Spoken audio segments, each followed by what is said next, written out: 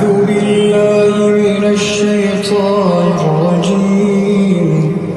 بسم الله الرحمن الرحيم. رب السماوات والأرض وما بينهما فاعبده واصطبر لعبادته هل تعلم له سميا. ويقول الإنسان أإذا ما مت لسوف أخرج حيا. أولا يذكر الإنسان أنا خلقناه من قبل ولم يك شيئا. فوربك لنحشرنهم والشياطين ثم لنحضرنهم حول جهنم جثيا. ثم لننزعن من كل شيعة أيهم أشد على الرحمن عتيا. ثم لنحن أعلم بالذين هم أولى بها صليا. وإن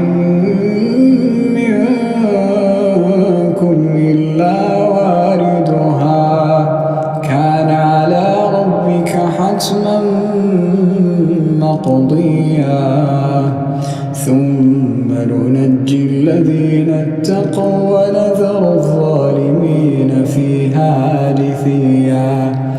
وإذا تتلى عليهم آياتنا بينات قال الذين كفروا للذين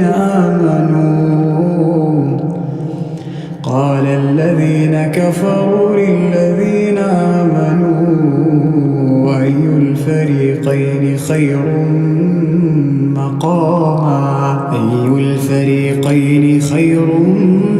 مقاما وأحسن نديا. وكم أهلكنا قبلهم من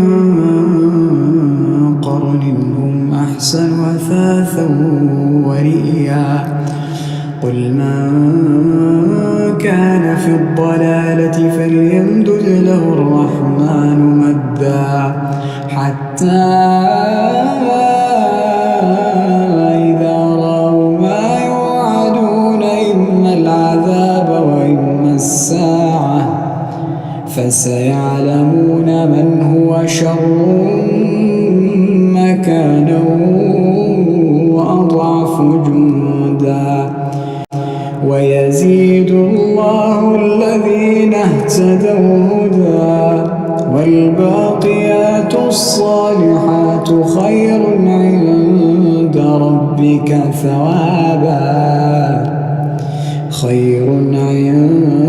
ربك ثوابا وخير مردا.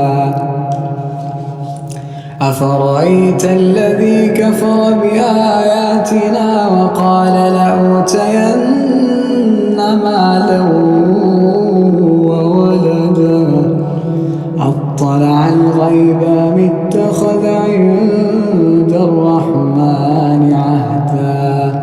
كلا سنكتب ما يقول ونمد له من العذاب مدا ونرثه ما يقول ويأتينا فردا.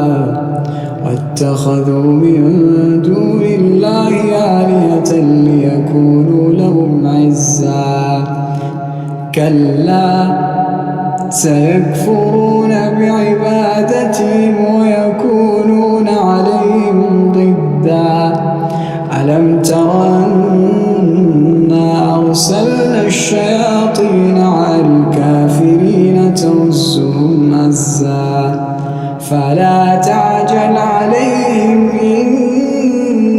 إنما نعد لهم عدا. يوم نحشر المتقين إلى الرحمن وفدا ونسوق المجرمين إلى جهنم وردا. لا يملكون الشفاعة إلا من اتخذ عند الرحمن وقالوا اتخذ الرحمن ولدا لقد جئتم شيئا إدا تكاد السماوات يتفطرن منه وتنشق الأرض وتخر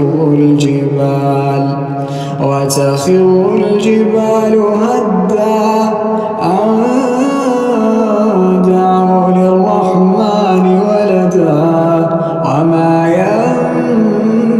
ينبغي للرحمن أن يتخذ ولدا إن كل من في السماوات والأرض إلا آتي الرحمن عبدا لقد أحصاهم وعدهم عدا وكلهم آتيه يوم القيامة فردا إن الذين آمنوا وعملوا الصالحات سيجعل لهم الرحمن ودا فإنما يسرناه بلسانك لتبشر به المتقين وتنذر به قوما لدا وكم أهلكنا قبلهم